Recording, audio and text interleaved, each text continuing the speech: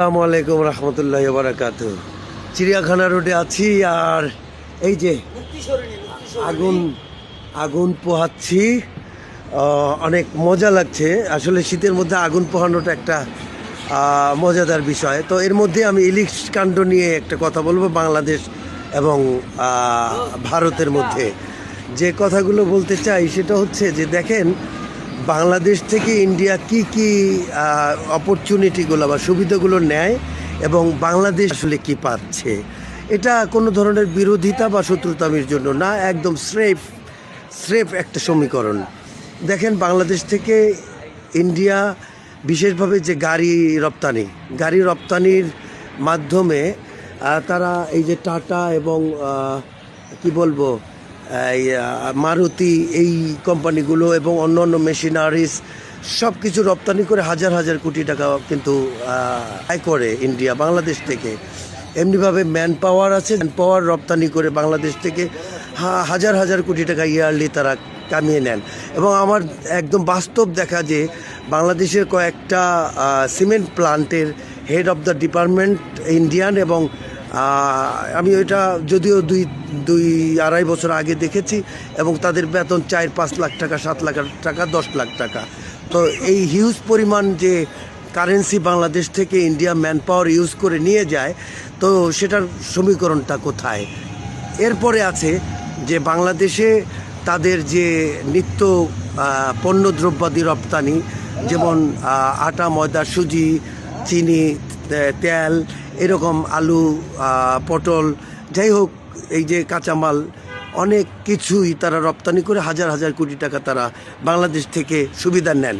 অতপর সেটা হচ্ছে কসমেটিক্স সাইডটা, কাপড়ের সাইডটা, থেকেও হাজার হাজার কোটি টাকা ইন্ডিয়া কিন্তু বাংলাদেশ থেকে বিজনেস করেন ইয়ারলি। এবং কসমেটিক্সের পরবর্তী যেটা বলছিলাম, কাপড়, এটা দিয়েও কিন্তু একটা ব্র্যান্ডি বিজনেস বাংলাদেশে তারা করছেন। তো এই হাজার হাজার কোটি টাকার বিজনেস তারা বাংলাদেশ থেকে করছেন ঠিক, কিন্তু বাংলাদেশ তার বিনিময়ে তার কাছ থেকে কি পাচ্ছে? আসলে কোনো ধরনেরই বন্ধুত্ব বা কোনো ধরনের সাপোর্ট বাংলাদেশ কিন্তু তাদের কাছ থেকে পায়নি। বরঞ্চ বাংলাদেশ পেয়েছে কি, আমরা গরিব রাষ্ট্র, আমরা না খেয়ে, তারা পেঁয়াজ, আদা, রসুন না দিলে আমরা না খেয়ে মারা যাব, চাউল না দিলে না খেয়ে মারা যাব, এই ধরনের বাজে মন্তব্যগুলো আমরা কিন্তু পেয়েছি, এবং রাষ্ট্রীয় উচ্চ লেভেল থেকেই আমরা পেয়েছি সেটা ইন্ডিয়ান। তো আর বাংলাদেশ কি করছে? তাদের এজেন্টরা এই সব যে রপ্তানি ইন্ডিয়া করে বাংলাদেশ থেকে হাজার হাজার কোটি টাকা মান্থলি এবং ইয়ারলি নিয়ে যাচ্ছে, এগুলো কিন্তু হাইলাইটস করছে না বা করতে দিচ্ছে না। তারা পরিকল্পিতভাবে ইলিশ কাণ্ডটাকে সামনে এনে রাখে যে ইলিশ কত হাজার টন আমরা দিলাম বা কত শত টন দিলাম। এইটা নিয়ে সবসময় আমাদের বাংলাদেশের মিডিয়াগুলো ইন্ডিয়ান চর হিসাবে এই টপিক্সটা নিয়ে আসে ইন্ডিয়া এবং বাংলাদেশের ব্যাপারে, বাণিজ্যিক সুবিধা বা বন্ধুত্বের ব্যাপারে এই ইলিশ কাণ্ডটাকে নিয়ে আসে সামনে।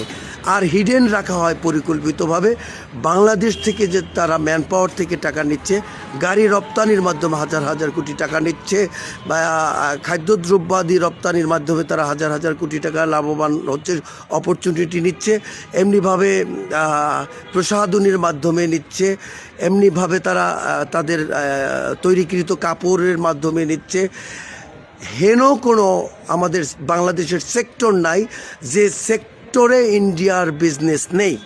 এত হাজার হাজার কোটি টাকা বেনিফিট করার পরেও বাংলাদেশের প্রতি তাদের কোনো ধরনের কৃতজ্ঞতা বোধ নাই। ও হ্যাঁ, আর একটা বড় বিষয় হচ্ছে যে তারা স্যাটেলাইট, অর্থাৎ স্যাটেলাইট টেলিভিশনের দ্বারা যে বাংলাদেশের যে গ্রাহকগুলো রয়েছে, কোটি কোটি গ্রাহক, এর থেকেও তারা প্রচুর পরিমাণে কিন্তু ইনকাম করে থাকে, এবং সেটাও হাজার হাজার কোটি টাকার হিসাব। তো এত কিছু করার পরেও বাংলাদেশের যে কালো মিডিয়াগুলো, তারা ইন্ডিয়ার ইলিশ কাণ্ডটাকে সামনে তুলে আনেন। এইটার দ্বারা তারা গৌণ করে দেন বাংলাদেশ থেকে তারা যে বিগ বিগ বেনিফিটগুলো অর্জন করছেন সেই বিষয়গুলোকে। তো ইন্ডিয়ার প্রতি এটা আমাদের কোনো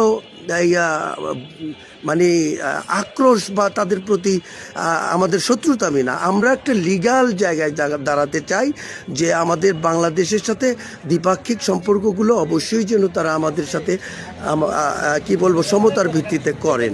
এরপরে পানির ব্যাপারটা বললাম যে আমরা ছেড়েই দিলাম যে হাজার হাজার কোটি টাকার সম্পদ আমাদেরকে নষ্ট করে তাদের এই অনৈতিক পানি বাদ দিয়ে তার ব্যবহারের মাধ্যমে। তো তারা তো কোনোভাবেই আমাদের বন্ধুত্বের পরিচয় রক্ষা করতে পারলো না এবং পরিচয় দিতে পারলো না। যাই হোক, এটা মনের দুঃখ এবং এটা থেকে বাংলাদেশ অবশ্যই ডিফেন্সিভ একটা কেয়ারে চলে এসেছে এবং অদূর ভবিষ্যতে আরও হবে ইনশাল্লাহ। তারপরে তো যে ক্রিকেট খেলার প্লেয়ার নিয়ে, যাই হোক, আমরা একটা ইন্ডিয়ার শুভবুদ্ধির উদয় হোক এটা আমরা চাই এবং তাদের পররাষ্ট্রনীতির যে বর্তমান দৈন্যতা চলছে সেটার পরিবর্তন চাই। আগুন এখনও জ্বলছে এবং খুব আনন্দের সাথেই আমি সেটাকে উপভোগ করছি, খুব মজাদার। এটাও একটা কেমন যেন শরীরের খাদ্য। ধন্যবাদ সবাইকে।